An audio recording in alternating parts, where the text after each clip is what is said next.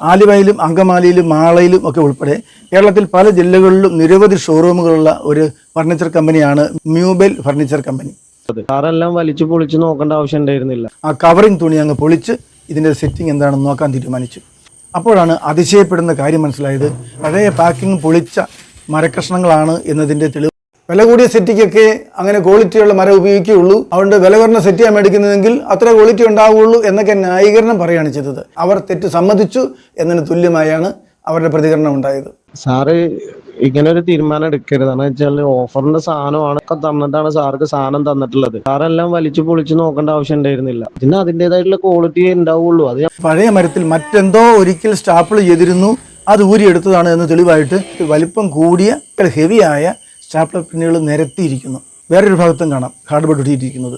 അങ്ങനെ hard board ഒട്ടിയിരിക്കുന്നത് ആ പൊളിച്ചിങ്ങെടുക്കാം. നോക്കിക്കേ, എന്തോ ഐറ്റം പാക്ക് ചെയ്ത് വന്നത് ആ പാക്കിംഗ് പൊളിച്ചതാണെന്ന് ഉറപ്പ്.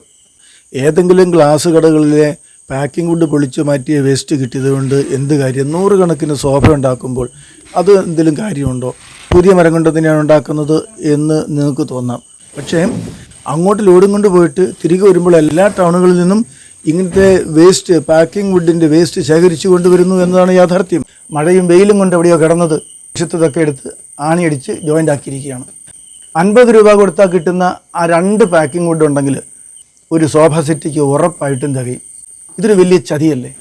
ഈ കമ്പനിയുടെ ജനറൽ മാനേജരും മാളയിലെ മാനേജരും അങ്കമാലി മാനേജരും ഒക്കെ അറിഞ്ഞതാണ് ഞാൻ ഈ പരാതി. 3 പേർക്ക് ഞാൻ അയച്ചു കൊടുത്തതാണ്. ഈ ഓണത്തിന് വലിയ കച്ചവടം തകൃതിയായിട്ട് നടത്താനുള്ള തിരക്കായിരിക്കാം. പക്ഷേ ഒരു കസ്റ്റമർ ഇങ്ങനെ കബളിപ്പിക്കപ്പെട്ടു ഈ കംപ്ലൈന്റിന്റെ ഫോട്ടോ അയച്ചതെന്ന് നിങ്ങൾക്ക് ബോധ്യപ്പെട്ടതല്ലേ? അത് ഞാനല്ലല്ലോ, കാരണം ഞാനത് ഇടപെടേണ്ട ആവശ്യം വരുന്നില്ല. 11 ഷോറൂമുണ്ട്. എല്ലാ ഷോറൂമിന്റെ കാര്യങ്ങളും നമ്മോട് ചോദിച്ചാൽ നമുക്ക് അറിയാൻ പറ്റില്ല. അവർക്ക് എൻ്റെ വീടിന്റെ ഏറ്റവും അടുത്തുള്ള ഷോറൂമിൽ നിന്ന് 8-10 മിനിറ്റിനുള്ളിൽ എത്തിച്ചേരാവുന്ന വീട്ടിലേക്ക് ഈ അങ്കമാലി എന്നൊരു സ്റ്റാഫിനെ പോലും ഇത് നോക്കാൻ വിട്ടില്ല.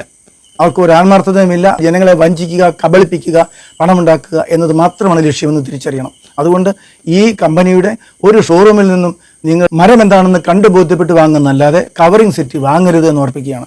രണ്ടാമത്തെ കാര്യമാണ്, ഇവരൊക്കെ ഫർണിച്ചർ കൊടുക്കുമ്പോൾ തേക്കിൻ്റെ ഫർണിച്ചർ എന്ന് പറയുന്നത് നിങ്ങൾ വിശ്വസിക്കരുത്. അത് തേക്കിൻ്റെ വെനീർ ഒട്ടിച്ചതാണ്. എന്താണ് വെനീർ? കനം കുറഞ്ഞ രീതിയിൽ തേക്കിൻ്റെ പാളികൾ ഇങ്ങനെ കറക്കിയെടുത്തോ പ്രത്യേകം ചെത്തിയെടുത്തോ സൺമേക്ക് ഒട്ടിക്കുന്നത് പോലെ തേക്കിൻ്റെ വെനീർ ഈ ഫർണിച്ചർ നിർമ്മാണശാലകളിലൊക്കെ ഉണ്ടാക്കി വെച്ചിട്ടുണ്ട്. കവറിംഗ് ഉള്ളതല്ലാത്ത ഓപ്പണായ സെറ്റുകളും അതുപോലെ കസേരകളും കട്ടിലുകളും ടേബിളുകളും ഒക്കെ പ്ലൈവുഡ് കൊണ്ട് ഉണ്ടാക്കിയിട്ട് ഈ തേക്കിൻ്റെ വെനീർ അങ്ങ് ഒട്ടിക്കും. പോളിഷ് ചെയ്യുന്നതിന് മുമ്പ് നിങ്ങൾ കാണിച്ചാലും സാധാരണ ആർക്കും മനസ്സിലാവില്ല. കൃത്യമായ തേക്കിൻ്റെ ആ ഗ്രെയിൻസ് ഒക്കെ ഉണ്ട്. എല്ലാ വരകളും ഡിസൈനുകളും എല്ലാം അതുപോലെയുണ്ട്.